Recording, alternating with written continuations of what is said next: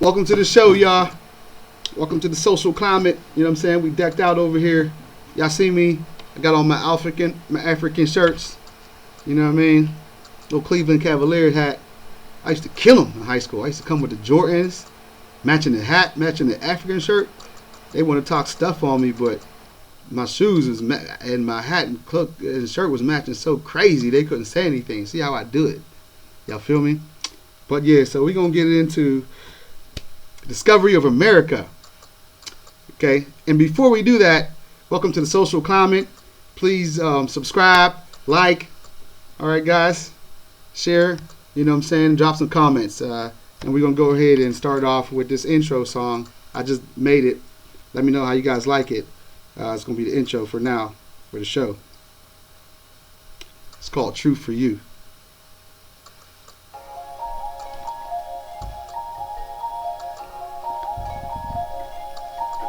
We bout them good times when the skies is gray. Them sour lemons, we turn them to lemonade. Turn rain to sunshine, elevate to one mind. Demonstrate just one time, come together and combine. The economics we showing, industries we moving, in the streets we growing. Turn a black hole into shimmery and golden. Self-esteem perfect, give a child dreams cause you definitely deserve it. I don't wanna lie no more. All I want's the truth for you. All I want's the truth for you. I don't wanna lie no more. All I want's the truth for you. All I want's the truth for you. The Truth for Youth Foundation, an association created for the betterment of all youth, all cultures, ethnicities, and backgrounds, are fighters to equal the playing field for youth whose ancestral history and cultures have been left out, misunderstood, or misrepresented in the environment they are subject to learn and be evaluated in. We want to raise awareness and funds that can go toward programming and curriculum that boost individual growth, self-esteem, family structure, community development, and maintenance.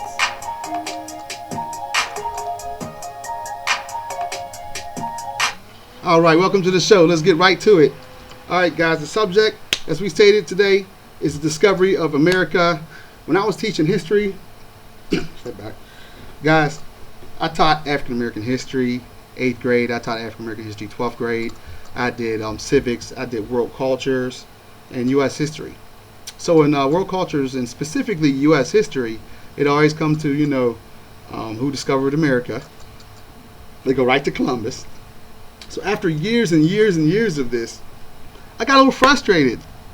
I did some personal research myself and I looked into it. And I'm like, there were people in Americas way before Columbus. And people, that possibly could have made it to the Americas before Columbus. I mean, they talked about Leif Erikson and the Vikings and, that land bridge and everything where they came over from Russia to Alaska, right? The Bering Strait or the land bridge thing. And they say this is how everyone came into the Americas. I didn't think that to be true. I had some high doubts, and I was very speculative. I always felt like I'd heard stories of in the Mississippi River, them finding artifacts, ancient Egyptian artifacts, and even stories about the Grand Canyon, and some of the things that they see in the Grand Canyon, and that were from cultures that were other parts of the world. So man, it's just interesting, So I got my Cavaliers hat on today, my my exploration hat. They call some people conquistadors, Cavaliers, the Pilgrims. These people were exploring, man. They was checking out this new world called America. Columbus was one of these groups. So I took my 11th grade class and I challenged them. I said, let's do a paper.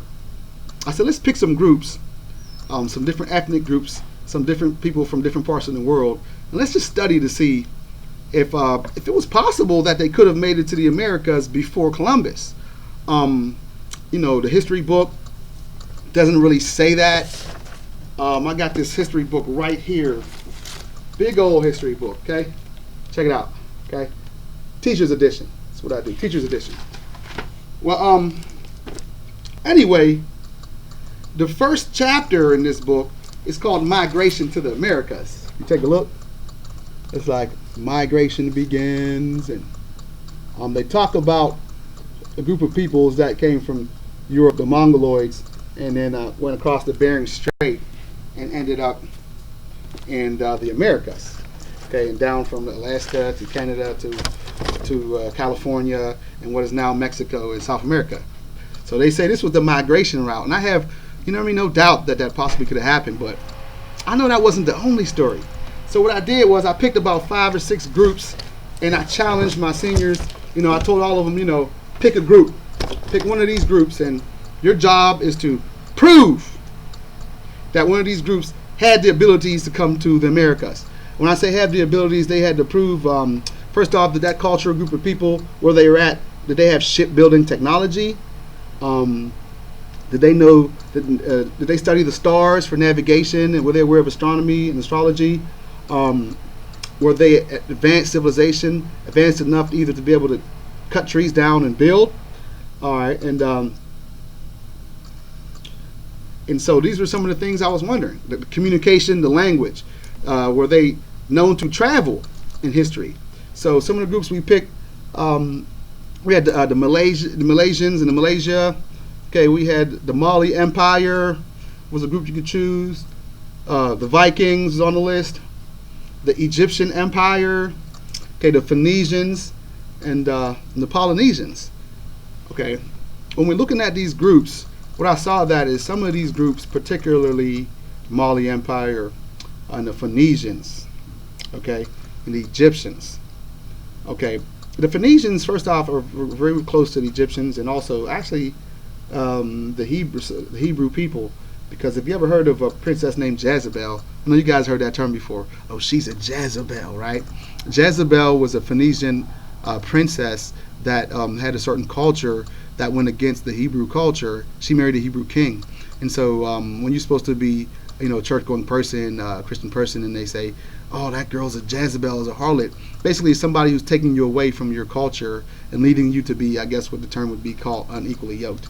But anyway, enough about Jezebel. She belonged to the Phoenician people. These Phoenicians, man, they had cedar wood. One of my students studied and realized that in the area there was a lot of cedar wood. Well, what do you know about cedar wood? It floats. It floats. And they naturally were using it. Because if you look at the seafarers, the seafaring people, they were going around from that area, from Lebanon to North Africa to Greek, to Italy, all those areas in the Mediterranean. They were sailing and they were trading. And they would take one thing from one country, get it to another country, get the thing from that country, send it back, and they were going left and right. And they were like the first traders. So we know for a fact the Phoenicians were sailing. We know the Vikings were sailing. And the Egyptians were sailing. Even in the Bible, it talks about, the Egyptians on the sea and the river being turned red. That's a story in the Bible. But obviously, we don't know if the river turned red, but the Egyptians were obviously in ships on the sea. So we know they were sailing. All right. And so we know that they had wood. We know that they had a civilization. We know that they were able to sail. Okay. And so were able to establish that it was not just the land strait that maybe was ice that allowed people to come over from the Russia to the Americas. Okay. There were people also sailing. There were people that possibly could have come across the Pacific Ocean by sailing. We know naturally through triangular slave trade, there's a natural current that goes from West Africa to the Americas, to the Caribbean, and on into the Americas. So we can definitely look at it and say that, well, for sure, if someone just had something that could float, a tree or a log or something, or they could put together a small vessel, naturally the current would take them over there. They say that current was created from the dead bodies that were thrown over the ocean, and these are the spirits of the women that were protecting the slaves. And every fall of the hurricane, they say these are the spirits of the slaves coming back to haunt everybody. That's interesting. But be aware that the natural water current pattern of that passage would lead people naturally to the Americas.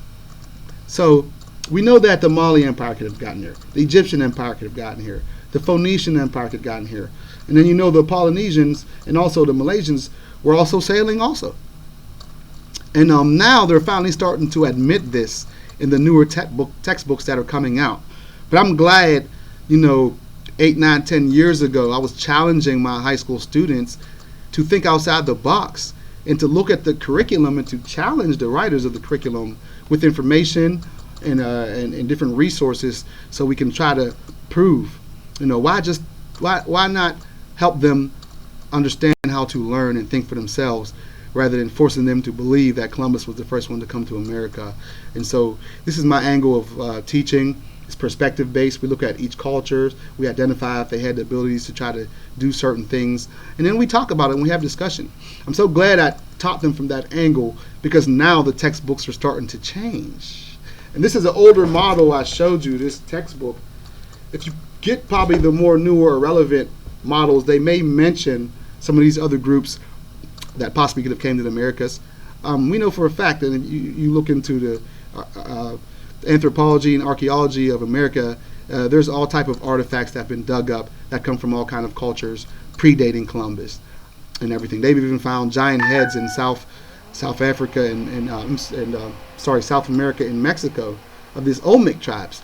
These Olmec tribes I'm talking about, they have hair like mine, and they were saying they were jaguar faces, but these are definitely black men, that look like this. And obviously they may have sailed over here too a long time ago. So this was a show. It was just to talk about other cultures that possibly could have sailed to the Americas beside Columbus. All right, guys. Now these conquistadors and some of these groups that were coming over, very, very violent, and the intermixing with the native peoples created some strife. So when kids were born, some of them were born, they called them mulatto, they called some of them natives, they called some of them Africans, and there was a lot of immigration, people brought over from Europe into into the Americas to help whiten out the population of the native people. We know about the blankets and the smallpox and all that kind of stuff. But the very important thing we learned today is that there could have been so many different ethnic groups already in America. It wasn't just one Mongoloid Native American ethnic group. There were so many groups of people, because so many groups of peoples and ethnic groups had the abilities to sail to the Americas prior to Columbus. And there probably was an outstandingly great civilization here prior to that, with rules, laws, and different things like that. So just wanted to give y'all that for today. Short, quick lesson. Hope you guys enjoyed it. Appreciated it. We're going to go ahead and check out. Please subscribe, leave a message, leave a comment. If you want me to talk about a specific subject, please let me know what you want me to talk about. I'll be on it and we'll discuss it. Thank you very much. We're going to go out another outro with the song.